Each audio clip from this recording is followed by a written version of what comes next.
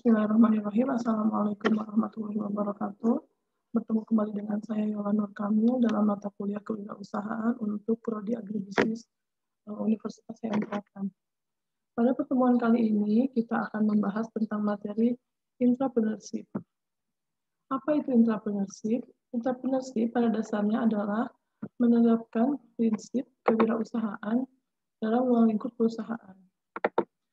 Jadi dapat dikatakan bahwa intrapreneur adalah orang yang berani mengambil tanggung jawab untuk berinovasi ide-ide baru, produk, dan proses setiap penemuan baru dalam organisasi, serta membawanya ke tingkat berikutnya untuk pertumbuhan dan perkembangan organisasi. Jadi orang ini ada di satu perusahaan, bukan dia yang mendirikan perusahaan. Kemudian dia itu karyawan, gitu kan? Tapi dia ditugaskan untuk mengerjakan ide atau proyek khusus yang diinstruksikan untuk mengembangkan proyek yang dilakukan oleh wirausaha. Nah, entrepreneur biasanya memiliki mendapatkan sumber daya dari perusahaan di mana mereka bekerja. Selanjutnya, karakteristik apa yang dimiliki entrepreneurship? Yang satu, menciptakan usaha baru. Yang kedua, inovasi produk atau layanan. Yang ketiga, inovasi proses. Yang keempat, proaktif. Yang kelima, berani mengambil risiko. Kemudian memperbaharui organisasi dan kompetitif agresif. Kita lihat. Jadi sebenarnya hubungan antara entrepreneurship dan kewirausahaan perusahaan adalah entrepreneurship itu adalah kewirausahaan yang dilaksanakan di perusahaan. Gitu. Nah, sebenarnya antecedent entrepreneurship itu apa? Antecedent itu latar belakangnya gitu, filosofinya. Yang pertama, faktor lingkungan yang positif yang membentuk dia menjadi entrepreneurship. Kemudian sisi organisasi juga. Jadi organisasinya atau perusahaannya terbuka untuk menerima hal-hal baru. Nah, sekarang apa hambatan yang dihadapi? Ada 10.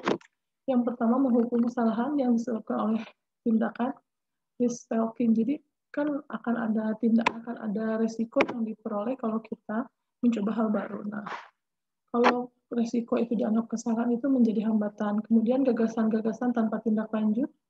Kemudian tidak ada dorongan entrepreneurship, unhealthy politik atau dalam organisasi. Kemudian komunikasi yang buruk antar karyawan dan juga pada pelanggan. Nah, kemudian yang keenam adalah karyawan tidak mendorong berpikir untuk mencari peluang. Kemudian visi misi sasaran perusahaan tidak jelas, kurang dukungan manajemen, penghasilan keputusan berisiko yang tidak dibeli di Word, dan keterbatasan waktu dan sumber daya. Jadi itu akan menghambat entrepreneurship kita. Nah, ciri-cirinya apa? Dia tuh seolah menjadi GM di perusahaan karena dia bisa mengatur jalannya sebuah bisnis. Kemudian memiliki background teknis dari perusahaan. Jadi biasanya kalau perusahaan di bidang pertanian berarti dia tuh expert di bidang itu. Kemudian melakukan hal sesuai dengan kehendak hatinya. Konseptor, pemikir ya, punya dedikasi penuh.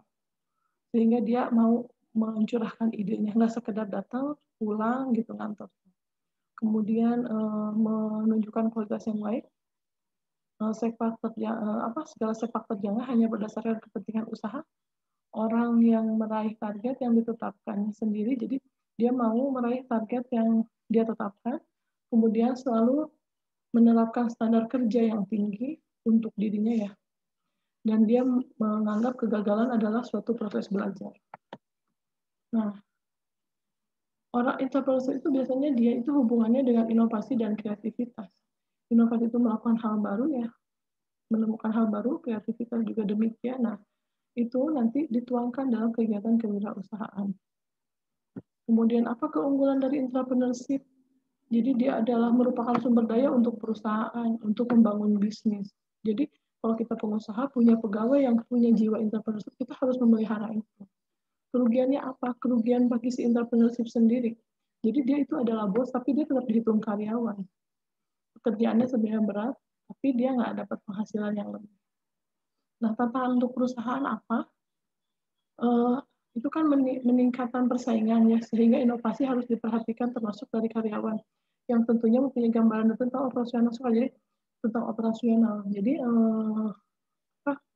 nanti si rahasia perusahaan itu akan terbuka ke orang tersebut gitu kan. Nah, kemudian peluangnya nanti ya mungkin akan bocor, atau kalau misalnya si entrepreneur tadi dia tidak merasa mendapatkan peluang yang besar di di perusahaan, dia mungkin akan pindah dan rahasia perusahaan kita akan terbawa ke sana. Itu tantangannya, ya. Kemudian apa yang harus dilakukan? Kalau misalnya memang idenya itu hebat, tidak menutup kemungkinan kita harus membuka perusahaan baru di bidang baru menurut ide entrepreneurship. Tapi kita juga harus ingat, mungkin saja dia tidak memiliki kemampuan untuk melakukan detail secara operasional. Berarti otomatis kita harus menyediakan orang yang membantu dia. Kemudian entrepreneurship itu ada apa? Entrepreneur itu salah satu cara untuk mendeliver ide ke pasar dengan cepat. Jadi dia membantu kita supaya dia jadi agen kita kalau kita bisa memanfaatkannya dengan baik. Demikian materi kuliah hari ini. Atas perhatiannya saya ucapkan terima kasih. Untuk diskusi kita akan lanjutkan di kelompok di Zoom. Terima kasih. Assalamualaikum warahmatullahi wabarakatuh.